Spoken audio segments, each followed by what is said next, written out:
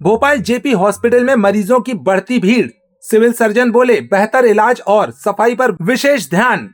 राजधानी भोपाल के जयप्रकाश नारायण अस्पताल में इन दिनों सर्दी, जुकाम और मौसमी बीमारियों के मरीजों की संख्या तेजी से बढ़ रही है।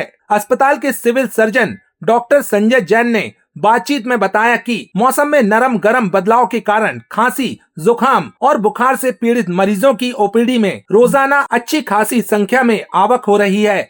डॉक्टर जैन के मुताबिक अस्पताल प्रशासन पहले से ही मरीजों की सुविधा को प्राथमिकता देते हुए बेहतर से बेहतर उपचार उपलब्ध करा रहा है। उन्होंने कहा कि अस्पताल में आने वाले हर मरीज को समय पर परामर्श, दवा और जरूरत पड़ने पर आगे की जांच और भर्ती की व्यवस्था की जा रही है। सिविल सर्जन ने साफ सफाई को लेकर भी दावा किया कि अस्पताल परिसर, वार्डों और ओपीडी में स्वच्छता बनाए रखने के लिए स्टाफ को स्पष्ट निर्देश दिए गए हैं और नियमित निरीक्षण किया जा रहा है ताकि संक्रमण का खतरा कम किया जा सके। बदलते मौसम में उन्होंने लोगों से अपील की है कि हल्के लक्षण होने पर भी लापरवाही न बरतें, डॉक्टर से तुरंत परामर्श लें और खुद से दवा लेने से बचें। डॉक्टर संजय जैन ने यश भारत न्यूज संवाददाता से खास बातचीत की।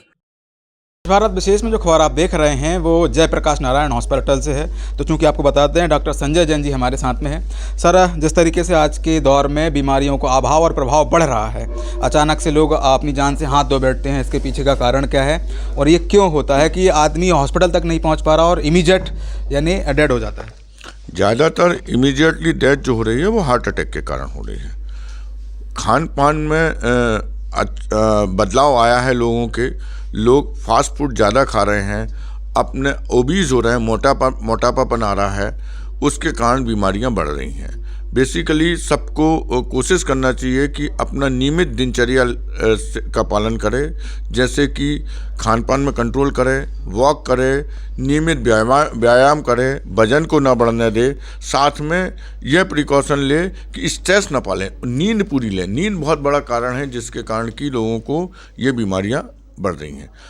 हार्ट अटैक का जो पहले से जो इंसिडेंस है और प्रेवलेंस है, जो जब हम लोग बचपन में थे तब हार्ट अटैक की बीमारी एक कुछ समय बाद होती थी, जैसे 50 के ऊपर या 55 के ऊपर वाले लोगों को। आजकल 19-20 साल के बच्चों को भी यह बीमारी पाई जा रही है। और चूंकि जितने यंग एज में यह बीमारी होती है, एक्यूट कॉम्प्लिकेशन उतनी जल्दी होते हैं क्योंकि क्षमता नहीं रहती है हार्ट की उतनी, और उस स्थिति में इमीडिएट डेथ होने के चांसेस रहते हैं और उस समय एरिथमिया भी जल्दी होता है उसे।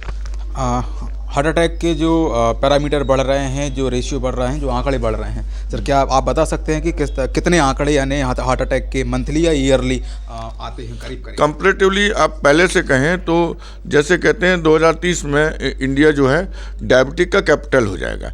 तो एक बहुत बड़ा हार्ट अटैक का कारण जो बढ़ने का है वो डायबिटीज़ भी है।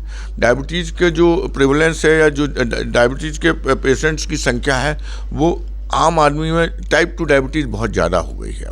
उसके कारण ये हार्ट अटैक के पेशेंट्स जो है, जो पहले हार्ट अटैक थे उससे कम 2 से 3 गुने नंबर ऑफ पेशेंट्स आजकल हो गए हैं, जो हम लोग बचपन में थे उससे अगर काउंट करेंगे तो। सर, डायबिटिक का जैसे आपने बताया कि डायबिटिक कैसे रोकी जा सकती है, या आजकल देखते हैं कि कम उम्र में भी डायबिटिक हो जाती है, इसको कैसे रोकेंगे? इसकी रोकथाम के लिए क्या उपचार यानी विभागीय हमारा अस्पताल जो है वो क्या कदम उठा रहा है और इसको कैसे रोका जा सकता है? बेसिकली इसमें सबसे इम्पोर्टेंट चीज़ है कि लोगों को यह जानकारी होना चाहिए। जैसे जो पैरामीटर्स हैं, जो स्वास्थ्य के पैरामीटर्स हैं, उसमें एक पैरामीटर है हेल्थ प्रमोशन है, दूसरा प्रिवेंशन है। तो इम्पॉर्टेंट चीज़ है कि प्रमोशन ये है कि हम आईईसी के माध्यम से, इन्फॉर्मेशन के माध्यम से लोगों को जागरूक करें, आप लोगों के माध्यम से जागरूक करें कि डायबिटीज़ की बीमारी होती कैसे है। बेसिकली टाइप 1 डायबिटीज़ है वो आनुवंशिक नहीं है।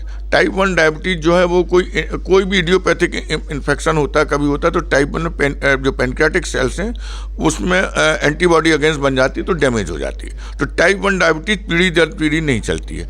टाइप 2 बीमारी जो है वो पीढ़ी दर पीढ़ी चलने के चांसेस रहते हैं, और उसमें जो सबसे बड़ा इम्पोर्टेंट कारण है कि वो उसी की संख्या ज़्यादा बढ़ रही है। और दूसरी चीज़ है कि उसमें खान पान बहुत महत्वपूर्ण है।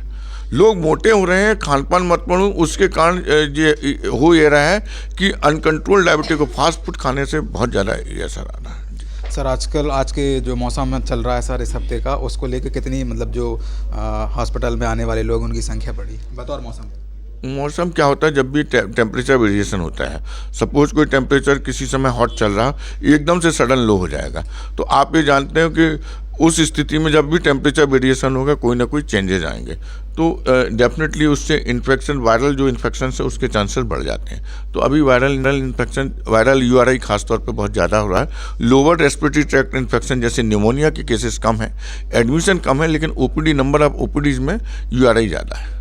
सर भोपाल प्रदेश की राजधानी है और पूर्व समय से और आज के समय में क्या हॉस्पिटल में बेहतर से और बेहतर बदलाव आने की गुंजाइश है? हम लोग कोशिश कर रहे हैं कि मरीजों को, जो भी मरीज़ हमारे यहाँ आ रहा है, ख़ासतौर पर गरीब मरीज़ जो आ रहे हैं, उनको पूरी सुविधाएं फ्री में सभी मरीजों को प्रोवाइड की जाए। उसके लिए हम लोग प्रयासरत हैं और उनके लिए न केवल आउटडोर, इंडोर सेवाएं भी हम लोग उसके लिए बेहतर बना रहे हैं। हॉस्पिटल की साफ सफाई, सुरक्षा का भी बहुत ध्यान रख रहे हैं। कहते हैं कि डॉक्टर भगवान का रूप होते हैं। जब लोग भगवान के पास पहुंचते हैं तो सबसे पहले भगवान धरती के डॉक्टर माने जाते हैं। बतौर आपका जो पढ़ाई का रेशियो रहा, आप शुरू से ही मेहनत करते हैं और फिर जो हमारी जनता है, जो हमारी पब्लिक है, जो नासमझ लोग हैं और जो समझदार लोग हैं, हर तरीके के आपको लोग देखने में मिलते हैं, समझने में मिलते हैं। कई बार कई सारी चीज़ें हॉस्पिटल में क्रिएट होती हैं जिनको आप अप्रोच भी करते हैं, देखते भी हैं और लोगों को समझाने का प्रयास भी करते हैं और उनके ट्रीटमेंट के साथ उनका बेहतर स्वास्थ्य कैसे रहे, ये भी एक महत्वपूर्ण जिम्मेदारी होती है डॉक्टर की। तो आपसे जानता हूं कि आप मेडिसिन के क्षेत्र में हैं, तो मेडिसिन के क्षेत्र में क्या बदलाव देख रहे हैं और जिस तरीके से मार्केट में मेडिसिन को लेके जो अतिरिक्त रेट हैं, तो उसके बारे में आप क्या कहना चाहेंगे? ये जो इस पे कार्रवाइयाँ कम होती हैं, हमने देखा छापेमारी तो होती है लेकिन फिर भी ये चीज़ें धड़ल्ले से चलती हैं, इसको लेके आप क्या कहेंगे? जी नमस्कार, मेरा नाम डॉक्टर अंकित सिंह तोमर है। मैं चेस्ट फिजिशियन जेपी अस्पताल भोपाल से। जैसे कि आपने बोला कि मेडिसिन के रेट पे आपने एक मुद्दा उठाया है कि मेडिसिन का रेट, देखिए मेडिसिन के रेट डिपेंड करता है बहुत सारी चीज़ों पर। हम देखते हैं कि जेनरिक मेडिसिन भी अब सरकार उच्च क्वालिटी की जेनरिक मेडिसिन पर्याप्त मात्रा में सरकारी सिस्टम के थ्रू मिलने लगी हैं। इसके अलावा कंपनीज़ भी रहती हैं, कुछ कंपनी एनएमसीज़ कहलाती हैं, मल्टीनेशनल कंपनीज़ होती हैं, कुछ इंडियन कंपनीज़ होती हैं। तो रेट का क्या है कि रेट में जो कंपनी वेरी करता है, पहली चीज़ सबसे इम्पोर्टेंट मुद्दा ये।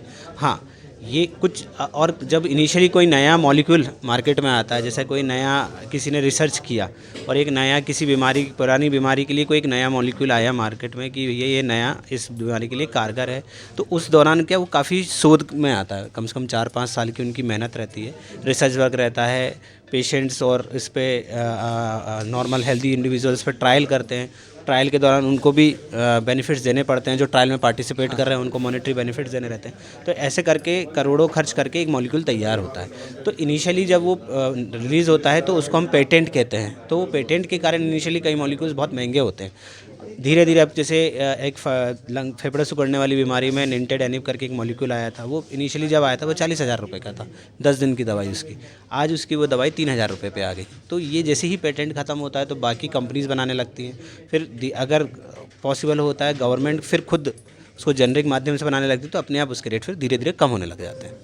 आपके अस्पताल में भी जो मेडिसिन को लेके कई सारी भ्रांतियाँ निकलती होंगी, उनमें से मुख्यतः क्या देखा जाता है कि किस तरीके से मेडिसिन जो है उनको जनता में अप्रोच किया जाना चाहिए? देखिए सबसे इम्पॉर्टेंट चीज़ जो अभी हमने पिछले वीक शायद आपने सुना भी होगा, एंटीबायोटिक वीक था इंडिया में। इसको एंटीबायोटिक रेजिस्टेंस वीक के रूप में, एंटीमाइक्रोबियल रेजिस्टेंस AMR वीक के रूप में मनाया गया। हम लोगों ने भी हमारे यहाँ कार्यक्रम किया गया। तो सबसे इम्पॉर्टेंट चीज़ जो मैं आपसे ये शेयर करना चाहूँगा इस प्लेटफॉर्म के थ्रू, कि हमने ये देखा है कि दिल्ली में जब मेरी PG जहाँ दौरान था, वहाँ पे हमारे यहाँ किलर बग्स बहुत सारे होने लगे हैं। क्या हो जाता है कि ओवर द काउंटर मेडिसिन मिलने से, जो आप बोल रहे हैं ना कि बहुत ज़रूरी है इस चीज़ पर रेगुलेशन करना कि ओवर द काउंटर मेडिसिन किस हद तक दी जा सके। हमारे यहाँ इस चीज़ का थोड़ा रेगुलेशन कम है, तो कई बार एंटीबायोटिक्स ज़्यादा चली जाती है तो रेजिस्टेंस डेवलप होने लगता है। पेशेंट स्वयं खुद ट्रीट करने लग जाता है, फार्मासिस्ट के थ्रू दवाई ले जाता है, जान पहचान वाले ने दवाई बता दी कि यार हमारे डॉक्टर ने बताया तुम भी लेके देख लो। तो इस कारण से क्या होता है ना, जब मरीज़ अस्पताल में आता है, जब वो सीरियस कंडीशन में आता है, तो कई बार दवाइयाँ उस पर काम नहीं कर पाती, हमको हायर एंटीबायोटिक, हायर दवाइयों पे जाना पड़ता है। तो फिर थोड़ा सा पेशेंट को लगता है कि हाँ यार गड़बड़ हो गया है ये केस या ऐसा चीज़ें होती हैं। तो भ्रांति की बात नहीं है, बात ये होती है कि आपने अगर पहले कोई दवाई है, स्पेशली एंटीबायोटिक के लिए ट्रू है कि आपने अगर ज़्यादा इसका यूज़ किया है तो आप पे वो कई बार काम नहीं करती हैं ये। और व्यवस्थाओं के अभाव में हमको और आपको बेहतर बनना है, अस्पताल को बेहतर रखना है, ताकि यहाँ पे आने वाले हर व्यक्ति विशेष को असुविधा का सामना हमारे कम से कम पेशेंट्स जो आते हैं, उनके जो सहयोगी जो रहते हैं, उनके माध्यम से ना हो और बेहतर व्यवस्था जो है और बेहतर बनती जाए। फिलहाल वीडियो किसी और क्रम में हम आपसे पुनः मुलाकात करेंगे।